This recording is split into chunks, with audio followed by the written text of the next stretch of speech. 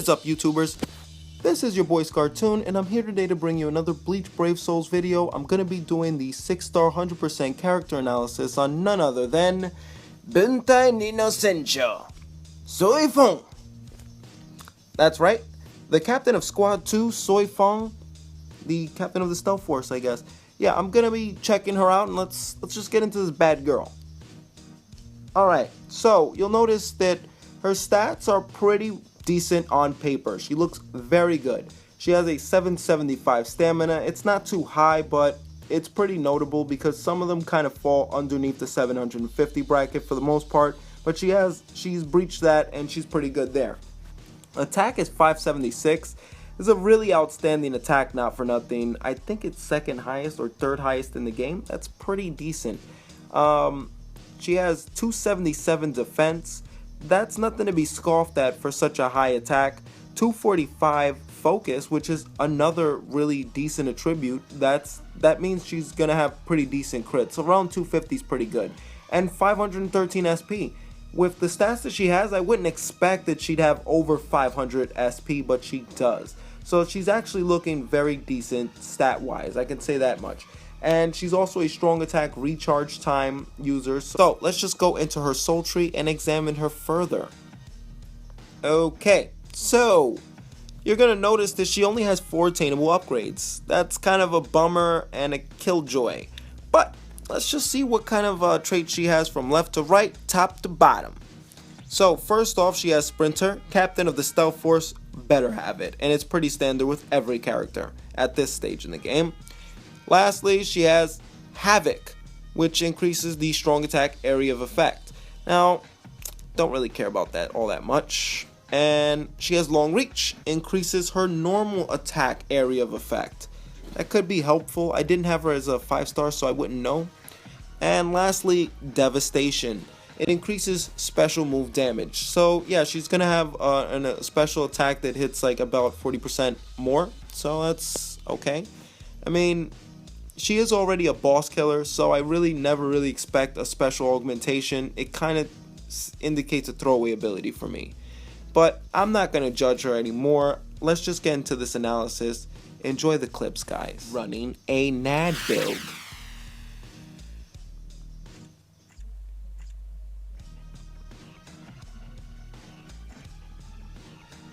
Really pick something that didn't have an Espada, but Noitor raid quest should be sufficient. Alright, so you know how we get down. First, we're going to test out her string. So let's go over this.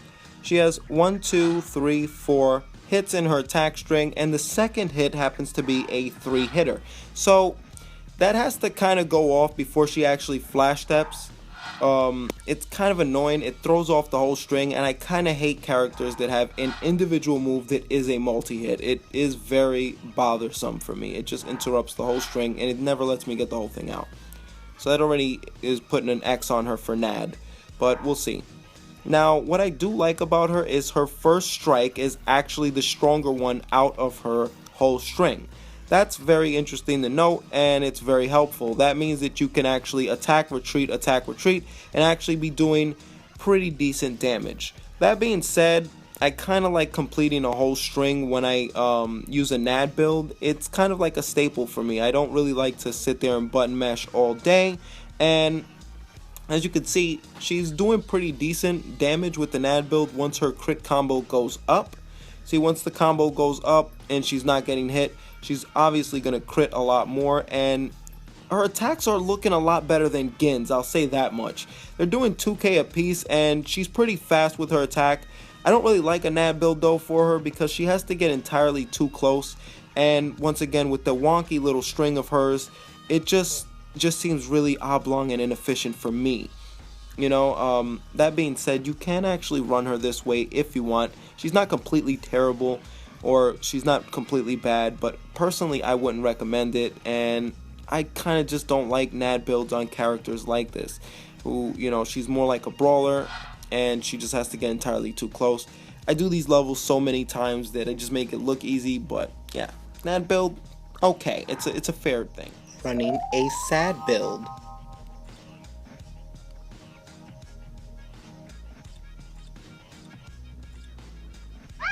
Okay, Noitor raid, full boosters, sad build, let's go.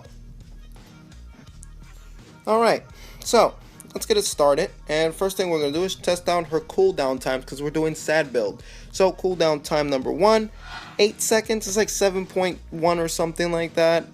Next cooldown time, 14 seconds, it's like 14.5, we'll go with 14.5. And lastly, 21.5, so it's like 7. Yeah, it's like 7, 14.5, and then 21.5. Okay, that's probably attributed to her already native strong attack recharge time build. So now we're going to be doing and testing out her strong attack damage, seeing what it does. Now customarily my playstyle with her is probably going to be just hurting out the mob, very similar to how I have a playstyle with Nell. She doesn't take damage really good either, I'll tell you that much. But my playstyle with Nell is pretty much hurting around the mob, biding my time until I can actually deliver a decisive blow that's going to hit most of them. I'm not saying I'm not particularly digging the AoE that she has with her strong attacks. They seem like very linear attacks, and you have to be on the right plane in order to actually get them off. It's actually throwing me off trying to play like this. So, you know, normally what I do with characters that are brawlers is you kind of want to get in really close, infiltrate, and then do your bogus nonsense. The only time you kind of want to engage your target, is when he's either doing his own attack and you definitely know he's not aiming for you, or when he's on the floor and you can just continue completing your string. As you can see, like, I don't know, the last 2 hits in her string I feel like don't even do as much damage as the first initial hit in her string. But you know what? I mean, sad build, I don't really notice something that's like, oh my god, outstanding damage. I just noticed that I'm waiting particularly long for my strong attacks to cool down for me to actually utilize them in combat, because they're supposedly what's supposed to be doing the most damage for me. And they're not really. They're very underwhelming. I don't really like the damage that her strong attacks produce. Perhaps with Frenzy she would have probably been better. But this is what they did with the new characters. They decided to give them very weak attributes and made them very stat nice. And their overall abilities aren't all that great. Their attainable upgrades are just shitty as hell. They're just AoE builders and, special builders, and I don't like that. So, yeah, you don't notice outstanding damage coming from a sad build from her because she just doesn't produce potent enough damage sad-wise, and it is sad. So, it gets a fair score, but not a really great score. Sad build, guys. Alright, so let's hit him with our special. Gonna hit him with the special. That has a tension tie on it too. Alright. Wow. That hits for a lot of damage. Running a SAR build.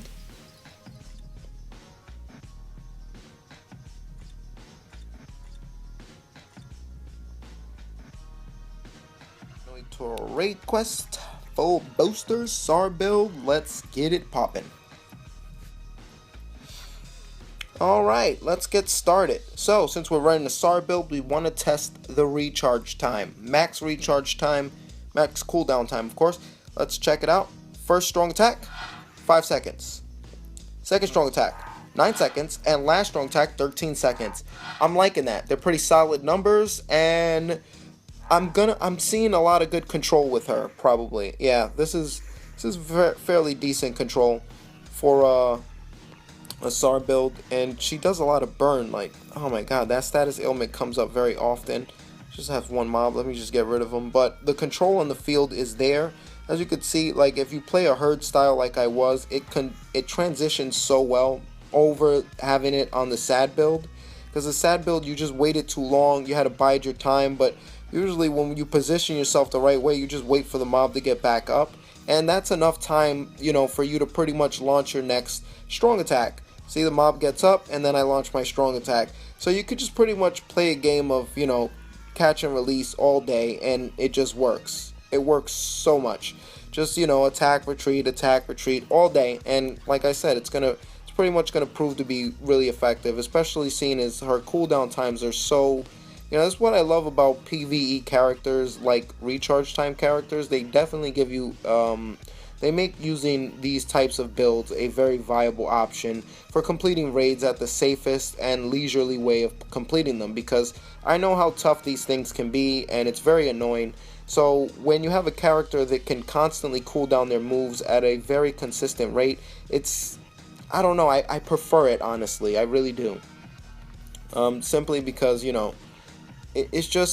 it's about the control in a raid. It just is. The second you get hit in a raid, if you get stunned or poisoned or something, it just changes the whole tempo of the game, and it kind of, you just start going downhill from there. But with good control, which recharge time characters just have, period, and that's usually what I measure, just their overall control over the field. And like I said, nobody's making a peep without my word, and that is that.